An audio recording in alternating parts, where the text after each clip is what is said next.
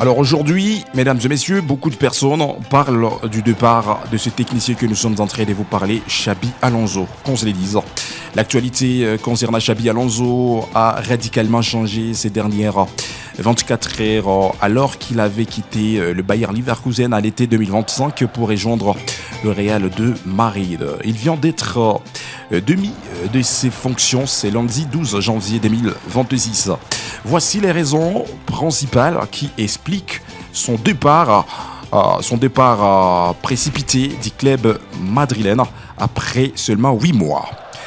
La première raison, la défaite lors du Classico de la Supercoupe d'Espagne.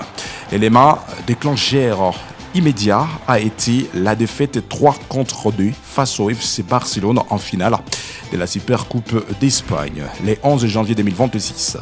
Au-delà du score, c'est l'impuissance tactique du Real et le manque de réaction de l'équipe qui ont scellé son sort.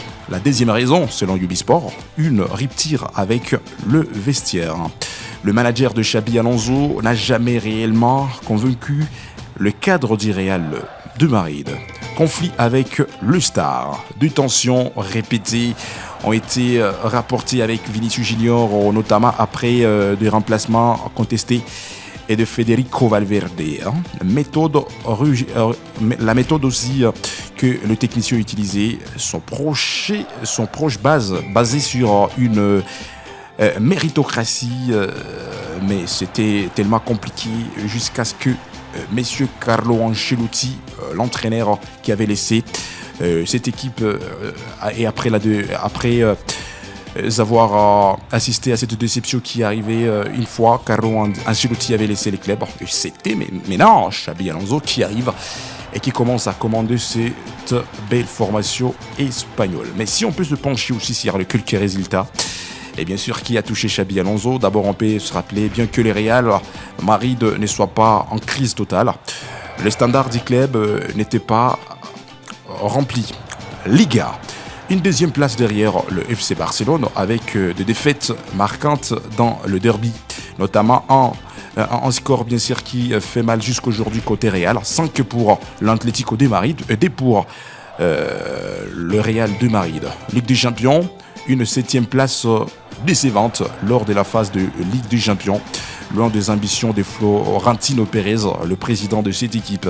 Et si Ubisport, on peut aussi vous donner la 4e raison qui base sur les styles de jeu de cette équipe. La pression espagnole a souligné que le rock et le jeu fluide admiré au Bayer Leverkusen n'ont jamais été transposés à Madrid.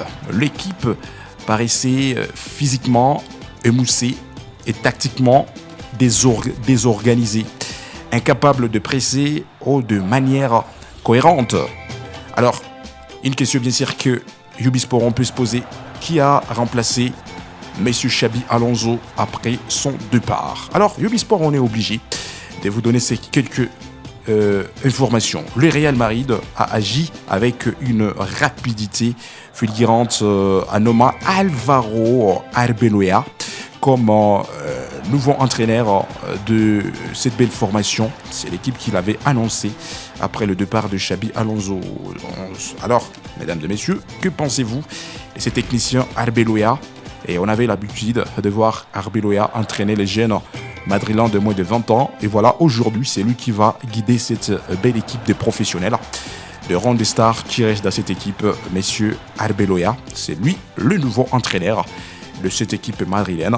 Le communiqué reste officiel.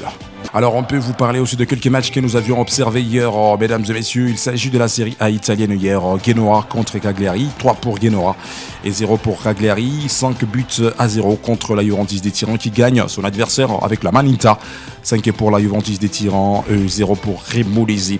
La Liga espagnole hier, c'était FC Séville qui a chuté à domicile devant Celta Vigo, 1 pour Celta Vigo et 0 pour FC Séville. Alors, Ubisport, on peut vous parler de la Coupe anglaise hier. Liverpool qui arrive à gagner le match par le score des 4 contre 1, 4 pour 1. Liverpool a 1 pour son adversaire. La Coupe de France hier, c'est une grosse déception. 0 pour Paris Saint-Germain, l'équipe qui était à domicile. 1 pour Paris FC. Alors Paris FC, une petite formation française qui arrive à éliminer en 8e de finale le Paris Saint-Germain. À ce qui concerne la Coupe anglaise, le communiqué est resté officiel. Paris Saint-Germain éliminé et FC Paris qualifié. Mesdames et messieurs, en Arabie Saoudite hier, Al-Nasri de Cristiano Ronaldo qui n'arrive pas à battre Al-Hilal. Alors 3 pour Al-Hilal, 1 pour Al-Nasri et pourtant Cristiano Ronaldo a été buteur hier, mais malgré la marque de Cristiano Ronaldo, son équipe n'a pas pu relever les défis. Parlons à présent de quelques matchs à suivre aujourd'hui. La Bundesliga allemande, aujourd'hui il y aura beaucoup de matchs à suivre. À 19h30, bonne minute, Stuttgart, la belle formation qui jouera à domicile. Aujourd'hui à 19h30 pour affronter Francfort. À 21h30, bonne minute, Borussia Dortmund. L'équipe qui sera à domicile pour défier Wanders Brême. Alors terminons avec Bayer Leverkusen. L'équipe qui sera sur scène aujourd'hui à l'extérieur à 21h30, bonne minute. En Espagne aujourd'hui, c'est la Coupe du Roi, la Copa del Rey. Ça démarre encore aujourd'hui à 22h juste heure locale. L'Atlético Bilbao sera à l'extérieur, tandis que la Corogne contre l'Atlético de Madrid. Zéli match à suivre aujourd'hui à 22h juste heure locale. Real Sociedad contre Osasuna aujourd'hui à partir de 22h juste heure locale. Terminons avec la Coupe anglaise. Aujourd'hui, il y aura tant de matchs à suivre, mais une seule rencontre, bien sûr, qui m'intéresse, c'est Ubisport. À partir de 22h juste heure locale, Newcastle United, belle équipe de nos Johan Wissa, sera à domicile pour attaquer Manchester City. Aujourd'hui, à partir de 22h juste heure locale. En Italie, ça sera la Coupe Italiano. À partir de 22h juste heure locale, AS Roma sera à domicile pour défier Torino. La France bougera avec le match des 8e de finale de la Coupe française. Et une belle formation qu'on préfère appeler FC Bayeux. Ça sera l'équipe qui sera à domicile pour défier Club Olympique de Marseille. Aujourd'hui, à 22h juste heure locale. La tête et le but d'Olivier Damas. C'est manqué le but. Et ce qui est bien fait aussi, c'est ce tableau penalty. Oh, ça semblait pourtant bien fait de la part de Denis Sapien. Merci de nous avoir suivis, mesdames et messieurs. N'oubliez pas de vous abonner sur notre chaîne Ubisport. Laissez vos commentaires, aimez, partagez pour ne rien zapper de prochaines actualités.